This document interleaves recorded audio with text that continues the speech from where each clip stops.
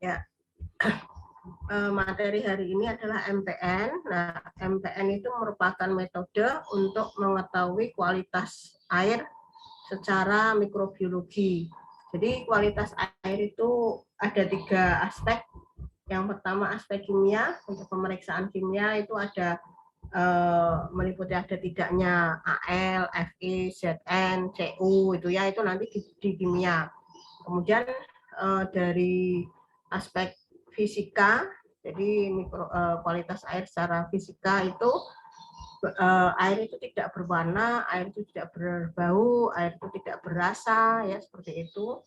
Sedangkan menurut biologi, secara biologi yaitu ada tidaknya mikrobiologi atau mikroba, ya. Nah, untuk mengetahui kualitas air secara biologi ini, dengan mengetahui ada tidaknya mikroba, maka kita menggunakan metode MPN, ya. Nah, metode MPN atau most probable number, ya. Most probable number itu adalah jumlah perkiraan terdekat dari bakteri yang ada pada sampel air, ya, sebanyak 100 mili. Jadi MPN itu digunakan untuk melakukan pemeriksaan air, ya, pada sampel air 100 mili untuk mengetahui jumlah perkiraan terdekat saja. Jadi tidak kuantitatif tapi semi kuantitatif, ya, seperti itu. Nah, MPN itu merupakan metode untuk mengetahui jumlah perkiraan terdekat bakteri, ya, dari suatu sampel air yang mengandung bakteri coliform dan E. coli.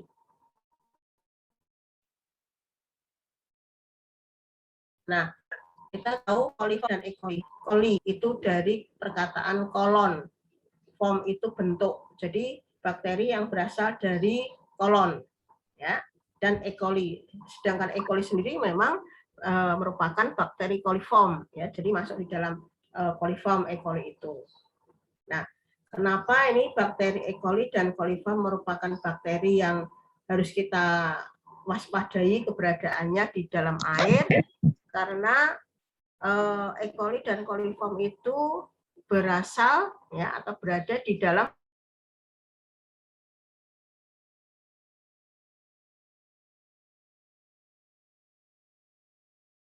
faktor pencemaran air, ya.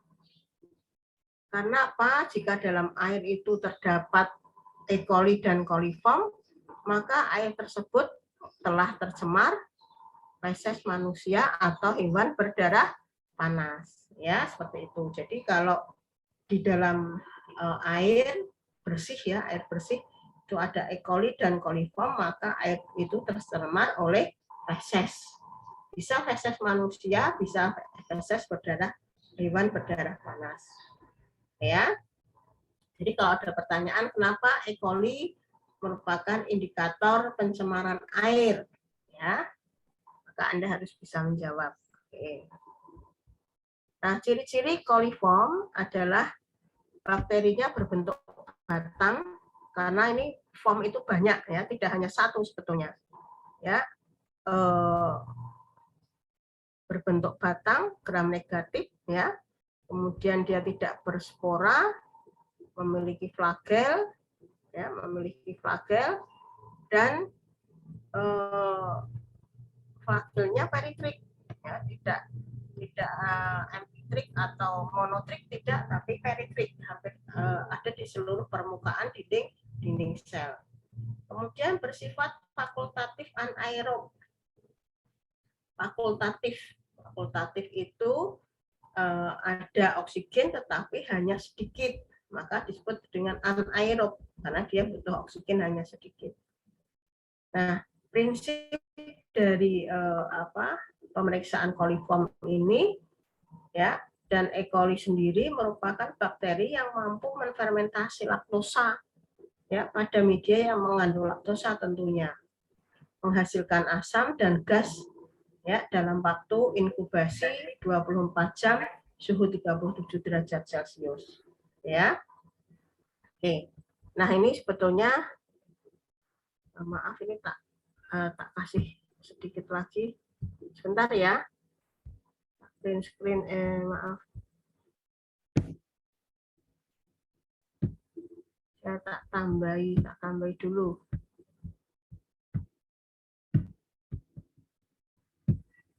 Yang termasuk dalam golongan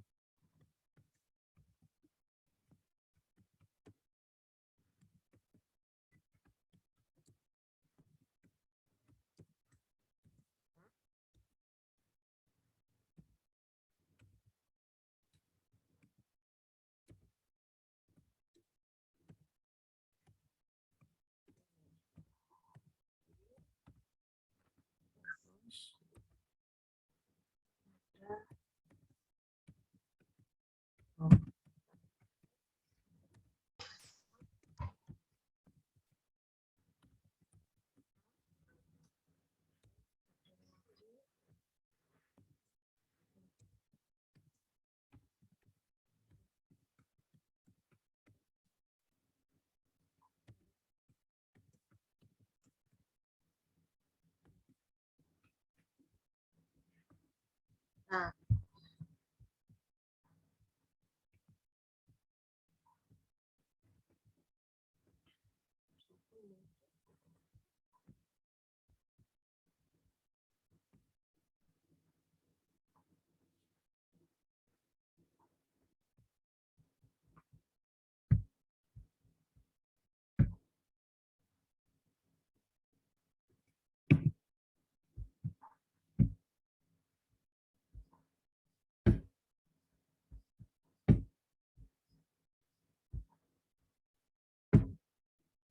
halo, kelihatan ya? Ini tadi masih sama. Saya tambahkan ini bahwa bakteri coliform ya, bentukan dari kolon ya, yang ada di kolon terdiri dari bakteri coli, E. coli itu sendiri, kemudian Enterobacter ya, kemudian Klebsiella, kemudian Citrobacter dan Serratia. Jadi ada 5 genus yang termasuk dalam bakteri coliform. Escherichia, Enterobacter, Klebsiella, Citrobacter dan Serratia itu masuk dalam golongan coliform, gitu ya. Adapun prinsip dari metode MPN yaitu adanya fermentasi pada media laktosa ya dengan tabung yang berbeda-beda atau sering disebut dengan fermentasi tabung ganda. Ya, jadi metode MPN itu dengan menggunakan seri tabung ganda ya, pada tabung yang berbeda-beda dengan konsentrasi dengan komposisi laktosa yang berbeda. Nah, ini ada beberapa seri tabung 511, seri tabung 333 dan seri tabung 555. Kita menggunakan seri tabung 511. Kenapa 511? Ini biasanya digunakan untuk pemeriksaan air bersih, air yang dikonsumsi. Ya, seperti itu.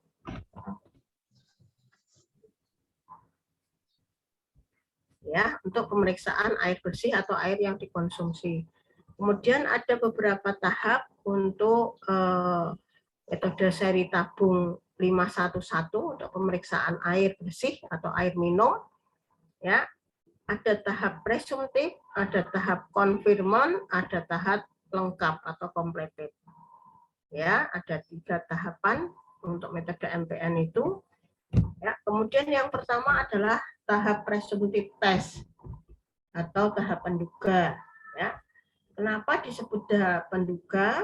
Karena kita menduga, ya, baru menduga apakah di dalam badan air atau air yang akan kita gunakan itu mengandung bakteri yang mampu menfermentasi laktosa atau tidak. Jadi hanya menduga ada bakteri yang mampu fermentasi laktosa atau tidak.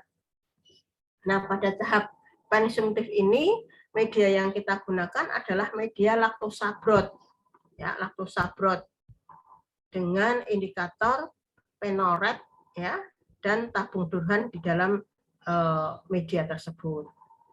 Ya, pada seri 511 ini membutuhkan media LB ya, di mana ada 511 5 tabung itu berisi media laktosa broth, di mana laktosanya 2 kali dari komposisi.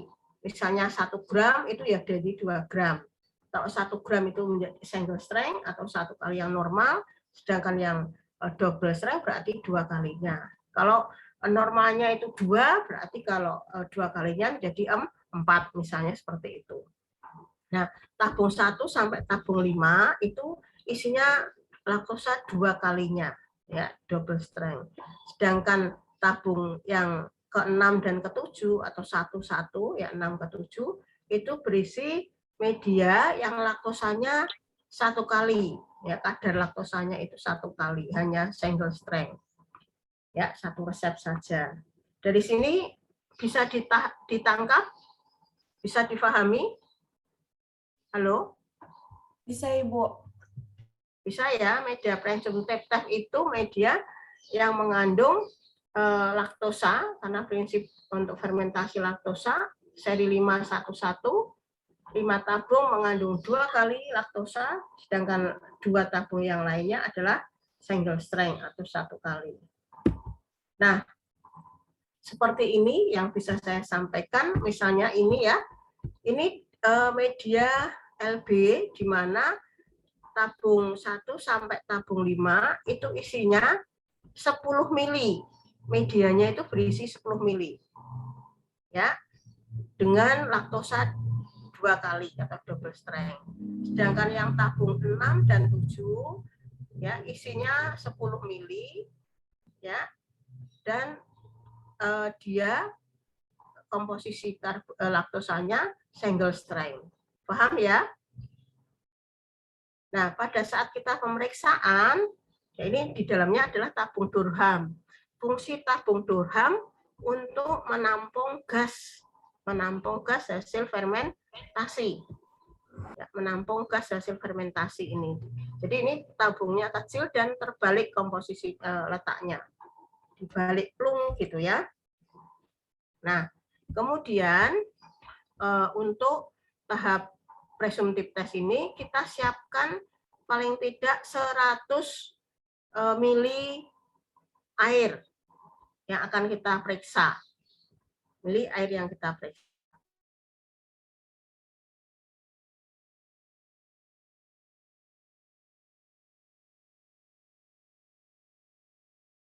Tiga, tabung 4, dan tabung 5. Jadi tabung 1 sampai 5 isinya 10 mili sampel. Paham ya? Kemudian tabung 6 isinya 1 mili sampel. Tabung ke-7 isinya 0,1 mili sampel. Paham ya? Nah, setelah kita isi sampel ya sesuai dengan ketentuan, kita inkubasi 24 jam. Suhu 37 derajat Celcius. Oke? Bisa difahami di sini? Nah, setelah kita inkubasi, kita lihat di hari kedua perubahan warna dan adanya gas. Nah, tadi indikatornya adalah penoret. Indikator penoret kalau ada suasana asam akan berubah menjadi kuning. Ya, kenapa kok terjadi asam? Ya, ingat bahwa fermentasi, Anda pernah mengkonsumsi makanan fermentasi? Halo? Pernah, Ibu. Pernah, Ibu. Contohnya apa? Tape. Tape, tempe ya. Nah, kalau ini karbohidrat berarti tape ya. Hasil fermentasi karbohidrat itu asam. Asam-asam organik ya. Bisa asam laktat, asam askorbat, asam sitrat ya, butirat misalnya seperti itu, asam-asam organik. Nah, asam ini akan merubah indikator yang warnanya pada netral, kondisi netral, dan akan berubah kuning pada saat dia pH-nya asam. Dan ada tidaknya gas di media itu, metabolisme itu akan tertampung pada tabung Durham. Jadi di sini ada gas atau tidak. Paham ya? Kita catat di hari kedua. Ada tidaknya gas. Oke. Ada yang bertanya? Ibu, saya izin bertanya. Ya, silakan. Agak keras ya. Ya Ibu, tadi kan ada double strength dan single strength Ibu. Nah, Ya. apa perbedaan antara keduanya itu? Kenapa harus ada double strength dan single strength-nya Ibu? Terima kasih. Ya. Jadi pada saat double strength, media tabung 1 sampai 5 isinya 10 mili ya, media laktosa obrot dengan laktosanya double strength. Kenapa ini kok double strength? Ya, karena apa? Air atau sampel yang kita masukkan ke dalam tabung 1 sampai 5 itu volumenya 10 mili. Banyak. Ya, banyak ini. Sehingga dibutuhkan laktosa 2 kali lipatnya. Paham? Ya, laktosa untuk difermentasi itu 2 kali lipatnya karena di sini kemungkinan jumlah bakterinya juga banyak. Sedangkan tabung ke-6 dan tabung ke-7, sampel yang kita masukkan yang ke-6 itu 1 mili, yang ke-7 0,1 mili. Oke? Bisa diterima? Baik, Halo? terima kasih Ibu. Ya, oleh karena itu kenapa kok double strength? Ya, kenapa single strength? Sedangkan yang ke-6, 7 itu yang dimasukkan sampelnya hanya 1 mili dan 0,1. Sehingga butuh laktosa hanya single strength. Gitu ya? Bisa difahami? Halo? Bisa Ibu. Terima kasih Bu. Oke. Ya, oke. Sekarang pengamatan adanya perubahan warna dari merah menjadi kuning. Kenapa kok berubah warna? Tadi sudah dijelaskan Bu Sinto? Halo? Coba Bu Sinto tanya nih. Nah, untuk melihat semuanya ini, siapa saja nih? Ayo. Tolong Putri Kurnia. Kenapa media bisa berubah warna dari merah menjadi kuning? Karena adanya fermentasi Bu, asam, larutan asam. Fermentasi asam atau fermentasi yang menghasilkan asam? Fermentasi yang menghasilkan asam. Terus mekanismenya tadi gimana? Berubah menjadi kuning? Mekanismenya dari merah berubah menjadi kuning. Ya, jadi begini, indikatornya penoret. Ya, karena nanti indikator itu banyak. Ada penoret, ada methyl red, ada neutral red. Ya, sudah toh di MC neutral red gitu ya. Pak Evi sudah menyampaikan bahwa media MC mengandung indikator neutral red. Neutral red dan methyl red ataupun penoret itu sama-sama merah, tapi ring kerja dari asam basanya itu beda. Ya. Nah, kalau penoret pada suasana asam akan berubah menjadi kuning. Ya, itu perhatikan. Tapi penoret pada suasana basa tetap merah. Penoret. Beda dengan neutral red. Kalau neutral red suasana asam menjadi apa? Coba. Media MC itu indikatornya neutral red. Sudah tahu kemarin yang memberi media MC siapa? Pak Evi ya? Iya Ibu. Disampaikan kenapa kok indikatornya netral red kemudian koloninya berubah menjadi merah. Halo? Dijelaskan nggak? Dijelaskan Ibu. Sudah dijelaskan belum? Sudah Ibu. Nah, coba kalau netral red ring warna asamnya apa?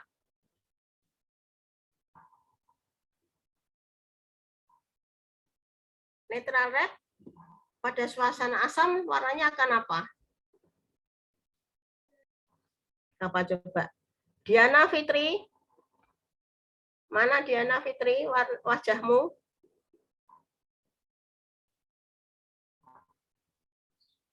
Mana Diana Fitri? Nah, tidur.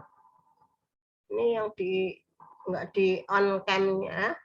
Ayo, kameranya mana? Diana Fitri. Indikator pada netral red warnanya pada suasana asam berwarna apa? Diana Fitri. No, tolong ini gitu. Halo. Nah, tolong konten Diana Fitri dicoret ya. Mana Diana Fitri? Kontennya siapa? Sipennya siapa?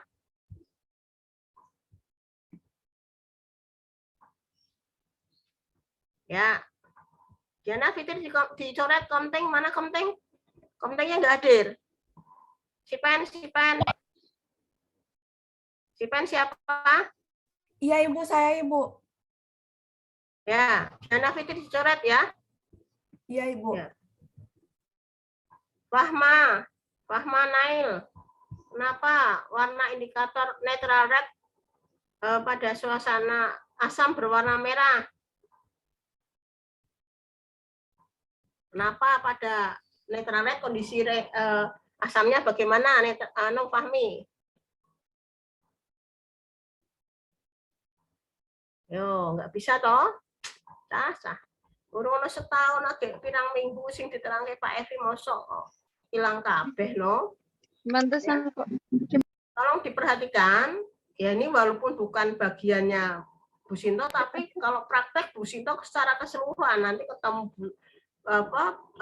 Bu Sinto bakteri 1, bakteri 2, bakteri 3, bakteri 4, bakteri 5, melenger kamu nanti. Ya, Bu Sinto galak loh. Oke, netral red ini kemarin toh sudah dikasihkan Pak Evi. Netral red pada kondisi asam itu warnanya merah. Tapi kalau penoret kondisi asam warnanya kuning. Nah, oleh karena itu kalau koloni di netral red itu warnanya merah, berarti koloni tersebut atau bakteri tersebut menfermentasi laktosa. Karena netral red pada MC itu ada laktosanya juga. Jadi fermentasi karbohidrat secara umum ya harus dipegang. Hasilnya mesti asam. Apapun isinya asam organik, macam-macam asam.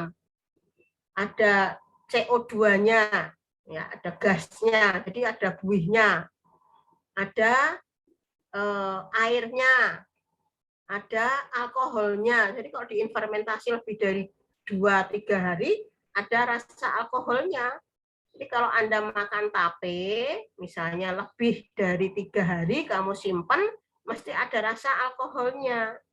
Itu secara umum hasil fermentasi karbohidrat. Orang paham ya? Itu penguraian karbohidrat.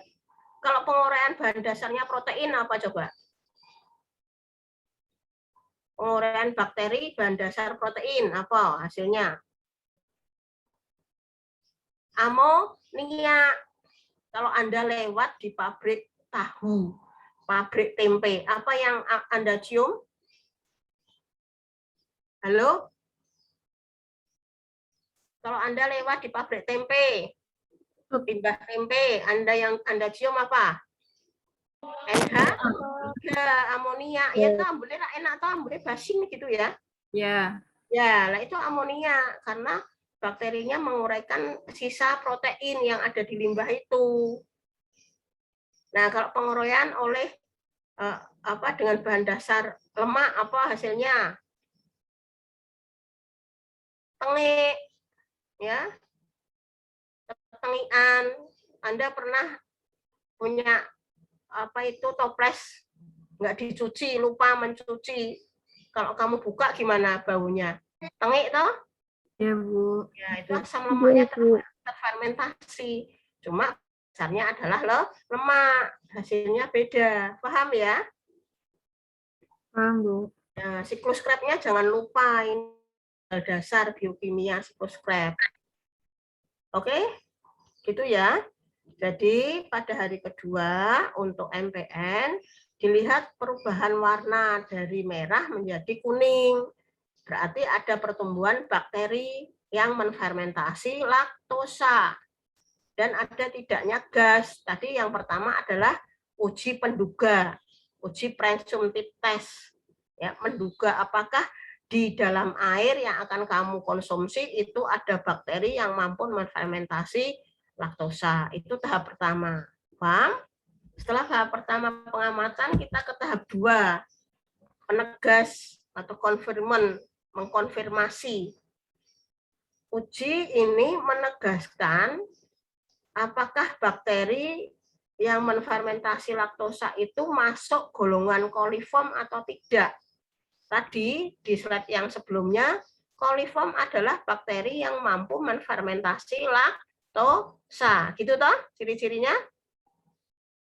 Nah, apakah sekarang kita konfirmasi apakah pada uji awal tadi, uji penduga, yang mampu menfermentasi laktosa itu apakah golongan dari coliform atau bukan? Maka kita tegaskan, ya. Nah, pada tahap penegas ini kita menggunakan media BGLBB, Brilliant Green Lactosa Bile Broth.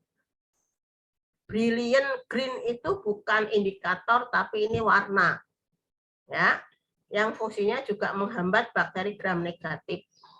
Juga ada bile. Bile itu apa? Yo, di MC juga sudah ada ini MC. Komposisi media MC. Ada bile-nya. Fungsinya untuk apa bile? Bile. Bile ini fungsinya untuk apa? Atau nama lain bile apa? Empedu.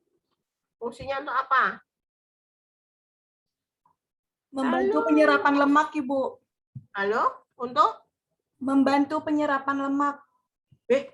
Itu kalau di dalam tubuh kita, ini di media sayang untuk bakteri. MC, media MC kemarin Pak Evi, ayo. Ini dasar sekali loh, ini karena bakteri 2. MC itu juga ada bile-nya, ada empedunya. Fungsi empedu untuk Menghambat bakteri. ada media untuk menghambat gram positif. Nah, ini sono loh.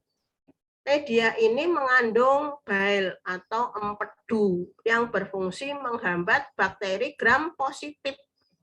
Sehingga hanya gram negatif saja yang tumbuh pada media BGLBB. Paham? Halo, paham nggak? Dwiretno. Di Dwiretno. Ayo, Dwiretno. Ya, Bu. Ayo, di wajahmu. Wajahmu kok gambar.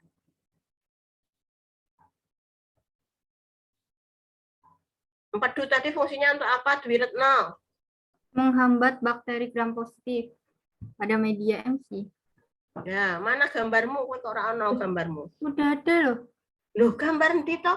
Wong gambar mati lo ya, foto lo ya, ora on cam kok. Sudah, Bu. Sudah? Sudah. Kelihatan nggak, Bu? Ya, nggak kelihatan karena banyak ini ya. Tapi saya minta kejujuranmu lo ya. Nah, ini bakteri gram positifnya mati ya, adanya empedu itu, sehingga yang ada di situ hanya gram negatif saja. Ya, tadi ciri-ciri coliform adalah bakteri batang gram negatif mampu menfermentasi laktosa, ya seperti itu. Ya, oleh karena itu pada uji penegas ini kita menggunakan media BGLBB. Ya, nah sama komposisinya ya dengan LB ada 1 sampai 5 tabung berisi BGLB yang double strength juga. Tabung ke-6 dan ke-7 atau 1 berisi 10 mili dan di situ laktosanya single strength. Paham ya? Nah, caranya begini nih. Ya, dari uji penduga di hari kedua yang tadi ya, itu dipindahkan dengan osomata dari tabung 1 ke tabung 1 BGLB. Jadi BGLB itu medianya hijau karena ada brilliant green-nya. Juga di sini ada tabung durhamnya.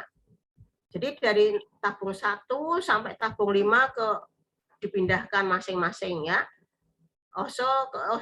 Tabung 3 ke 3, 5 ke 5 gitu ya. Tabung 6 ke 6, 7 ke 7. Setelah itu diinkubasi. Nah, ini di sini ada 2. Inkubasi pada suhu 37 dan inkubasi pada suhu 44. Kenapa? Karena untuk 37 untuk bakteri yang coliform normal, flora normal, dan 44 untuk coliform atau E. coli yang patogen, ya, yang fekal. Ya. Oke. Nah, pengamatan di hari ketiga, ya, dilihat adanya kekeruhan dan gas. Ya. Nah, di sini diperhatikan ini. Tadi setelah diinkubasi pada suhu 33 atau 44 ya, ini dilihat, oh keruh, dia tidak berubah warna karena brilliant green itu bukan indikator ya. Ini dia akan berubah kekeruhan karena dia memang warna dan dia sebagai penghambat bakteri juga bisa. Nah, di sini terbentuk gas. Anda lihat. Jadi kalau positif dilihat kekeruhan dan ada tidaknya gas. Paham ya? Nah, tabung 1 sampai 5 itu positif.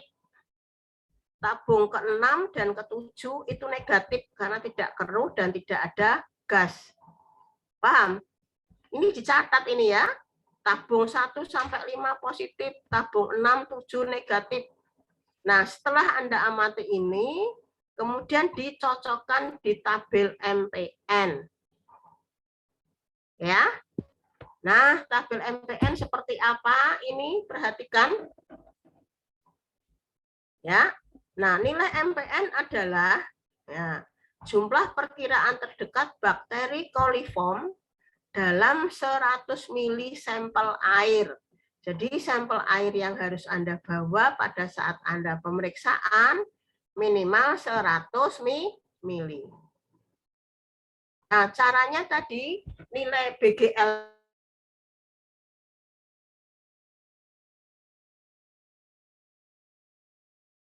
pertama positif, tabung ke-6 itu negatif, tabung ke-7 negatif. Maka nilai MPN-nya adalah ini ya. Nilai ini sudah tabel.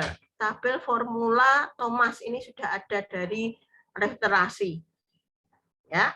Anda tinggal milih seri tabungnya 11, 511, 333 atau 555. Nah, kalau 511 untuk air minum, 555 untuk limbah, air limbah yang ada minyak, oli, dan lain-lain. 333 itu untuk jajanan yang ada airnya, ya ada isinya, ya seperti itu. Misalnya dawet gitu loh ya.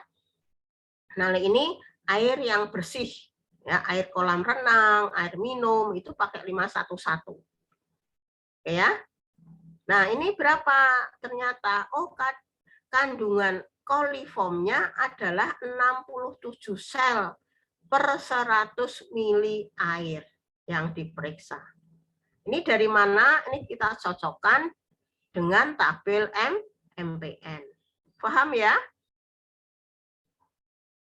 Berarti nilai MPN dapat diperoleh pada tahapan apa?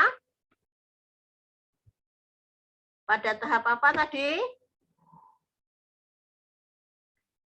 Jumlah coliform bisa diketahui pada tahap apa? Penegas atau penegas. Tahap penegas atau konfirman pada media BGLB. Nah, Bu, kalau laktos A di media penduga, ya kita tidak bisa hanya menduga saja. Paham ya? Oke, ada yang bertanya sampai di sini?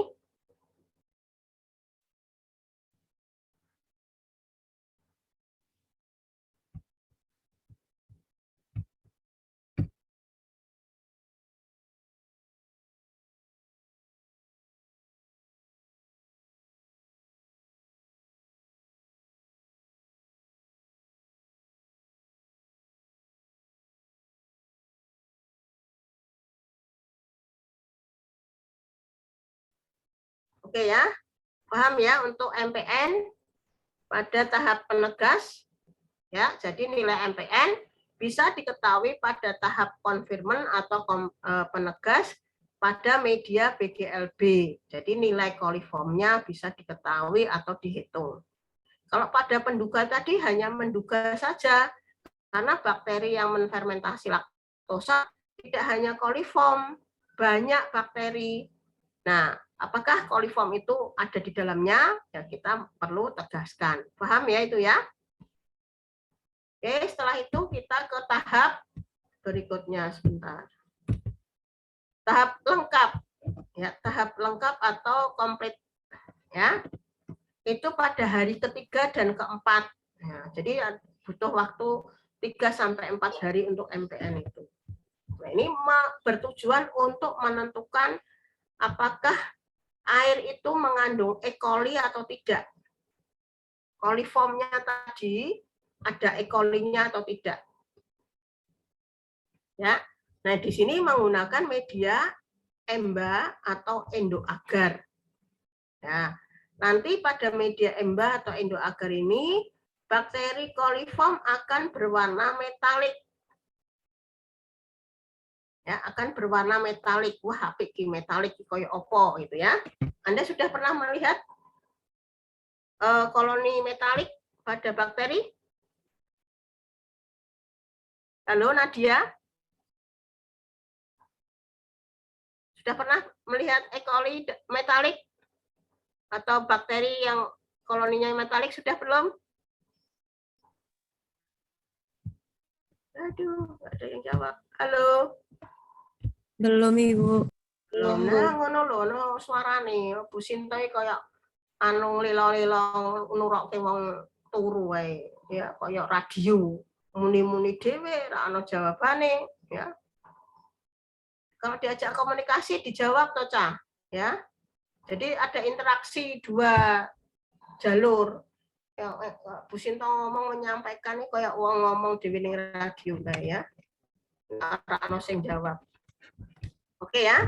Nah, tadi hasil kultur yang positif dan terdapat gas pada media BGLB yang telah diinkubasi suhu 44 maupun 37 itu kita lihat. Ya, kita kultur di sana dengan cara kita goreskan, ya.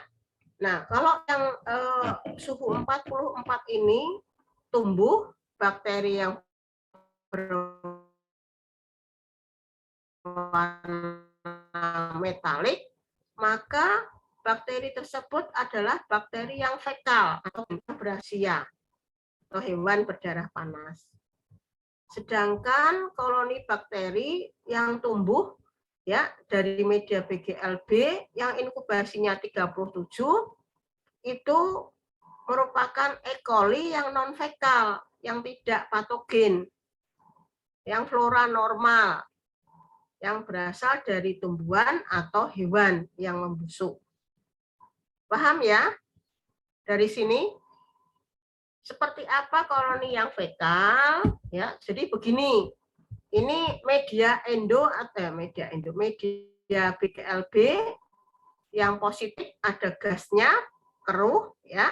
Anda gores ya, Anda gores dengan goresan kuadran. Kita inkubasi 37 dan 44. Kalau yang 37 itu untuk flora normal, yang 44 itu untuk yang patogen atau yang fekal. Paham di sini? Nah, setelah itu kita lihat inkubasi. Ya, setelah inkubasi semalam ya, 24 jam kita amati. Kalau koloninya ada metalik begini pada media EMBA itu hijau metalik, kalau pada media endoagar merah metalik. Jadi semburatnya itu semburat merah dan semburat hijau. Maka air yang Anda periksa itu mengandung E. coli. Nah, kalau tadi suhunya 44 berarti dia yang patogen ya atau yang fekal. Kalau suhu 37 dia yang normal ya. Misalnya yang 44 tidak tumbuh, yang 37 saja, berarti E. coli yang coliform normal. Ya, flora normal. Sedangkan yang 44 saja yang tumbuh, yang 37 tidak, oh berarti ini terdapat E. coli yang patogen. Paham ya? Nah, biasanya kehadirannya dua-duanya, yang 37 cenderung ada. Yang 44 itu yang kadang-kadang ada, kadang-kadang tidak. Yang sering ada 37, suhu 37. Nah, kalau 44 itu kalau kondisinya memang dia ada patologisnya. Maka E. coli coliform yang 44 itu patologis. Jadi yang membedakan coliform yang fekal dan non-fekal adalah suhu inkubasi. Suhu 37 normal, ya, flora normal, suhu 44 yang patogen. Oke. Ya, itu yang bisa saya sampaikan. Ada yang bertanya, silahkan.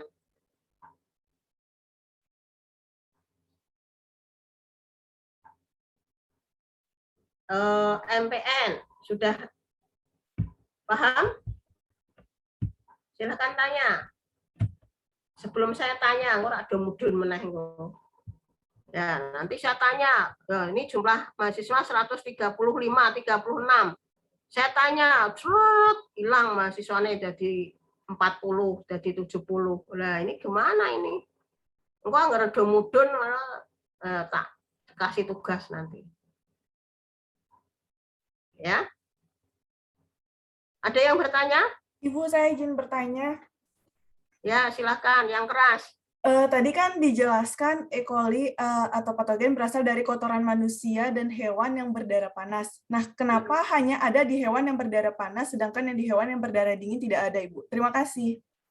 Nah, sekarang saya tanya, hewan berdarah dingin ini apa contohnya? Katak. Katak, Ibu. Katak. Nah, katak itu kira-kira dia ada di air atau sering dimakan manusia atau patologis itu ada enggak?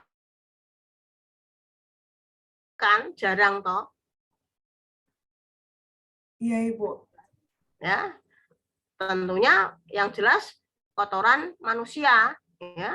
Kalau misalnya begini, ada seseorang yang kena tifoid atau kena diare.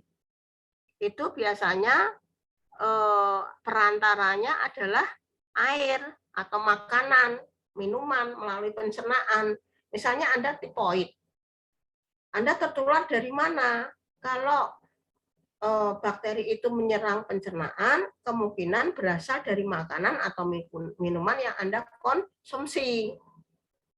Nah, makanan dan minumannya bagaimana? Higien sanitasinya, bagaimana cara ngolahnya, ya, sehat atau tidak, bersih atau tidak, ya, bisa airnya, bisa tempatnya, itu banyak faktor yang mempengaruhi. Jadi untuk yang patogen itu bisa berasal dari manusia yang kena penyakit, yang memang dia kena diare. Kalau yang flora normal, ya dia sebagai flora normal manusia tapi tidak patogen, tidak fekal. Contohnya Anda kan makan ya setiap hari ya.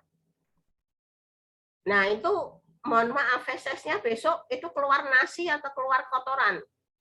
Beda warna atau berubah sama dengan nasi. Keluar kotoran dan beda warna.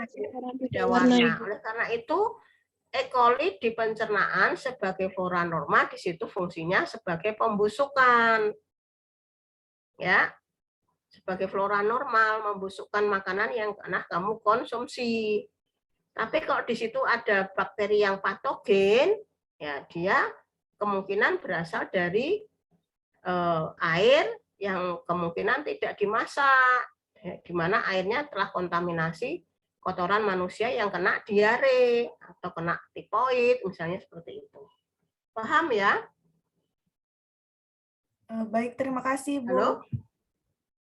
Ya. Ada yang tanya? Kalau tidak, saya tutup share-nya, saya tanya. Yuk, sekarang.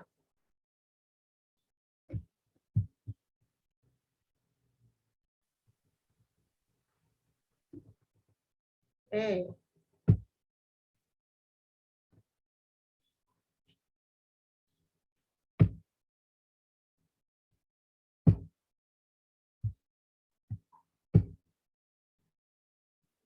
kok mahasiswa kok nggak bisa tak lihat itu gimana itu.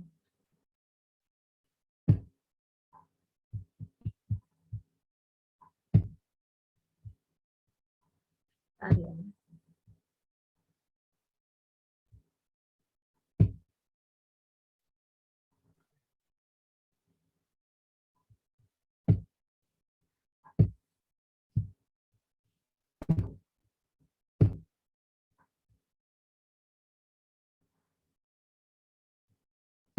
Ya, saya tanya, Mega Cahya, mana Mega Cahya? Wajahmu. Mega Cahya? Ya, Ibu. Ya. Nah, tolong ceritakan kenapa pada media LB terjadi perubahan warna.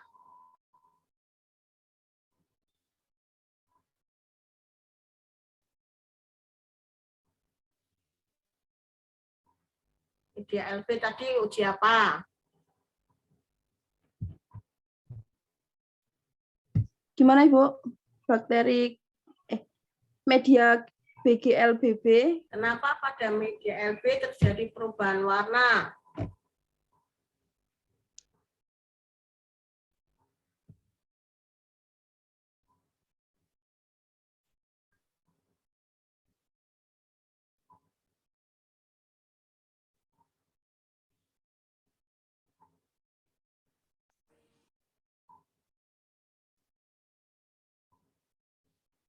Kenapa? Mohon maaf, Bu, itu BGLBB itu sama-sama LB apa bukan, Bu? Loh, orang mengikuti saiki. Mohon maaf, Bu, tadi apa maksudnya telat? Kenapa? Nah, nggak mengikuti kamu. Hasnia, mana Hasnia? Nih, Hasnia. Yo, Mega Cahya coret ting konting. Ora mengikuti. Hasnia mana Hasnia?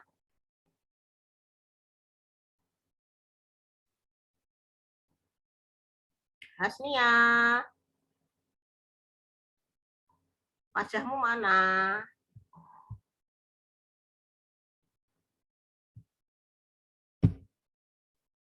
Jenenge Hasnia ndi?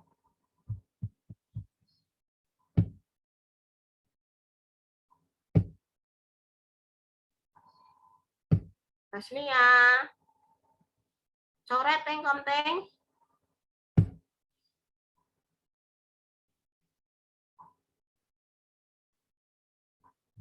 Hasnia nggak ono lo ya. Ting konting coret. Tadi ayo Hasnia coba dijelaskan pertanyaan dari saya untuk Mega tadi, kenapa pada media LB berubah menjadi kuning.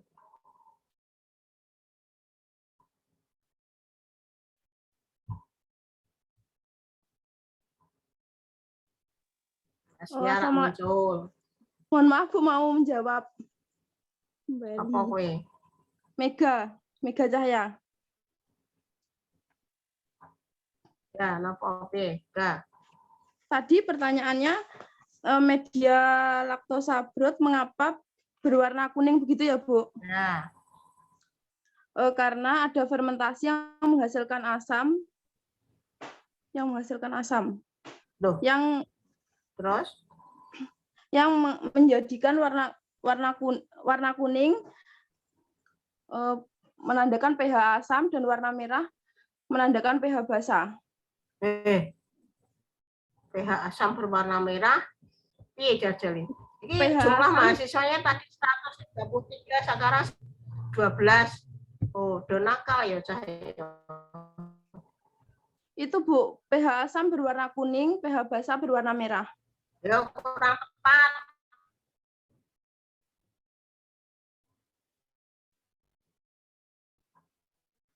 Indikatornya apa, no? Bagaimana Bu suaranya putus-putus? Indikatornya apa? Indikatornya menggunakan Kenapa berubah menjadi kuning? karena Indikator- menunjukkan pH asam. Indikatornya menggunakan phenol red. Indikatornya apa indikatornya? Phenol red. Phenol red. Jadi harus tahu range indikator itu beda-beda. Phenol red, netral red, methyl red, sama-sama red tapi beda, ya. Ya, Ibu. Ragil Nanda, coba Ragil Nanda, mana Ragil Nanda? Iya, Ibu. Ragil, Iya, Ibu. Gimana, Ibu? di wajahmu. Menyatu sama background, Ibu. Bentar, Ibu. Saya matiin background. Wajahmu mana, Gil? Menyatu sama background, Bu. Bentar, tak hidupin flash, Ibu. Halo? Iya, Ibu. Gimana? Wajahmu mau umpet kayak gini? Nah, ini neng di kok iso? Background tok. Menyatu sama background, Ibu. Lah kuwi alise iso pindah-pindah. Digambar wae cah iki cah. Kayak kene ngene kumis ngene kene irung ngene pindah ning Enggak, irung nek Ibu. soba ubah ngene iki. Nah, saya tanya ini. Media BGLB itu kenapa bisa dikatakan media untuk uji penegas? Maaf, Ibu. Bisa diulangi pertanyaannya? Apa Suaranya sebabnya? tadi putus, Ibu. Pada pemeriksaan air ya untuk koliform pada media BGLB apa sebabnya?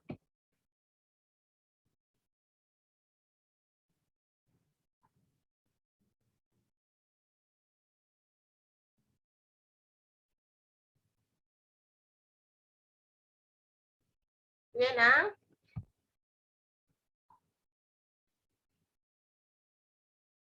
Ragil Nanda. Perhatikan nggak? Tinggal Sulana. Maaf, Ibu. Tadi di Temanggung sinyalnya susah, Ibu. Hujan soalnya. Nih. Ya kamu cari sinyal sing rada apik to. Nek hanya Temanggunge ning dhuwur gunung kono. Iya, Ibu. Di desa soalnya.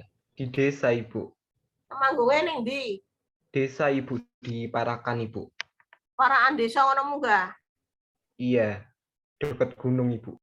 Lah ya ngerti lah Bu Sinta sing ndoro sumbing gunung wong desa gaweane Bu Sinta liwat kono kok. Ini Ibu, Terus karena ora ngerti ngono. ikut Kok Ibu. Ini kualat Ibu, lho saya ya, mau kok izin menjawab. pusing Ini ya. mau menjawab, Ibu. Karena empedu menghambat bakteri gram positif, Ibu. Loh, jadi yang Saya tanya berfragmentasi kenapa di media BGLB itu tadi uji koliform atau uji penegas dilakukan? Saya tanyanya gitu kok. Ya jelas dijawab sing komplit ya. Kok tiba-tiba empedu? Bu Sinta nggak tanya empedune kok.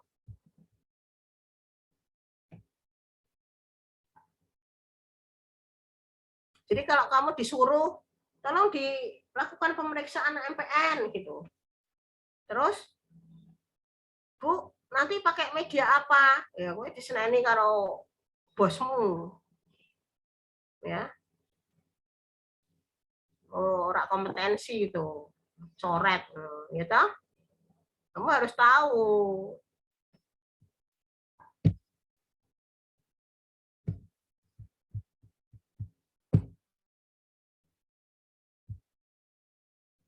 maaf Ibu, tadi kan sinyalnya susah, Ibu. Susah. Yayan. Mana namanya Yayan? Yayan Wulandari. Foto guys, seindah aslinya enggak kayak Fuji. Di wajahmu yang asli di mana? Nah, bukai foto ya seindah aslinya atau tidak? Ini kan di jalan-jalan dah. Ya Allah, Gusti anakku. Nembe chicken wewe. Kuliah kok jalan-jalan ki lho kancamu. Hah? nembe ada hajatan Kuliah di neng rumah di disuruh wewe. pasar. Disuruh wewe. Kuliahmu neng pasar. Boten Di mana? disuruh wewe. Disuruh wewe. Wah itu gimana? Apa itu wah? Gimana? Itu loh Bu, apa namanya, ngasih apa, berkat. Ngasih berkat. Nggih, terus rumah Sodako. saudara. Ke rumah saudara ada hajatan ngirim mbak. Oh, neng di daerah mana? Dawe Kudus Bu. Dawe. Weh-wehan ngono. Ya Allah lah. Iki apa toh? Mulane apa? Waktune weh-wehan itu. Apa setiap bulan ada weh-wehan atau hanya kamu kepengen wehi hari ini? Alah ya Allah Gusti. Lebih Lah, hari kamu ini. ada- Mbah Pas ada itu harinya. kuliah. Bu, ada kuliah ini toyo. Lah niki ning dalan ini kok ning pasar. Wis nyajal kamu tadi ngrungokke apa ora? Uji Iya, memperhatikan Bu. apa itu uji MPN? Gimana Bu? Kok suaranya kurang jelas. Yang kowe ning pasar kok kurang jelas. Uji MPN itu apa coba?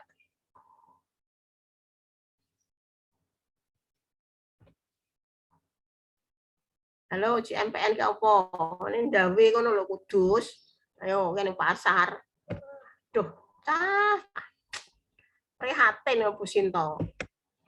Kuliah online ki penak-penake iso ditinggal karo layah-layah asal kamu gatekke kok iso tekan dindi lho ki lho. Ya ora nyentel to, Cah. Ora konsentrasi to, Cah. Wong tengok ngene tok ora mbok tulis ora mbok gatekke ora nyentel kok tekan dindi ya. Kamu harus bisa memanage ya, bukannya nggak mau disuruh orang tua bukan, tapi kamu bilang, Bu, mangke nggih jam setelah duhur saya masih ada kuliah gitu. Ya orang tuamu memaklumi dong, ya kuliah itu sebagai apa tanggung jawabmu yang utama. Gitu loh.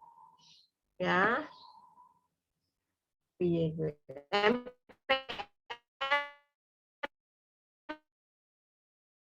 Ngerti ora?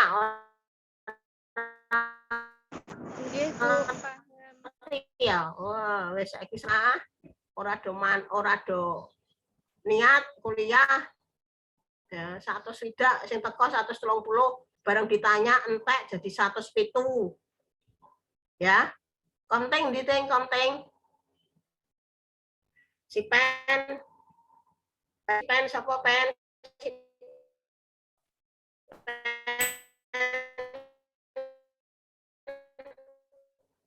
Si pen sapa? Ayo.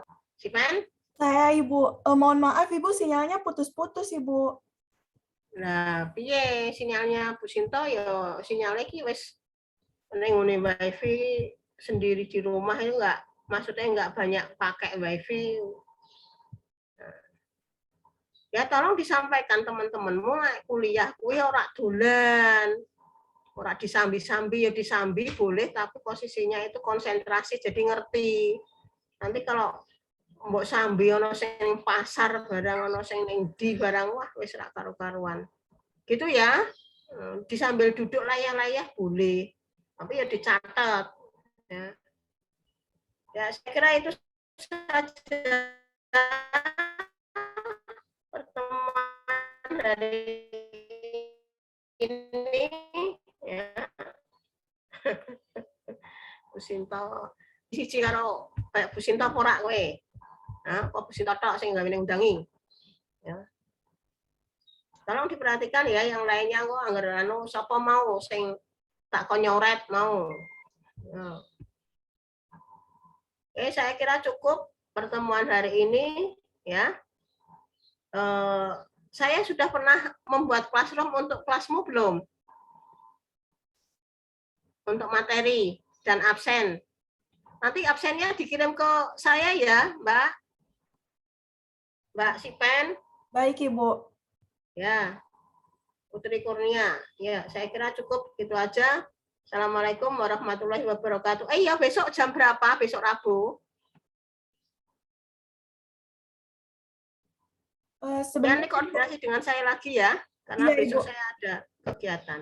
Baik, Oke, Ibu. saya kira cukup ya. Mohon maaf kalau ada salah. Assalamualaikum warahmatullahi wabarakatuh.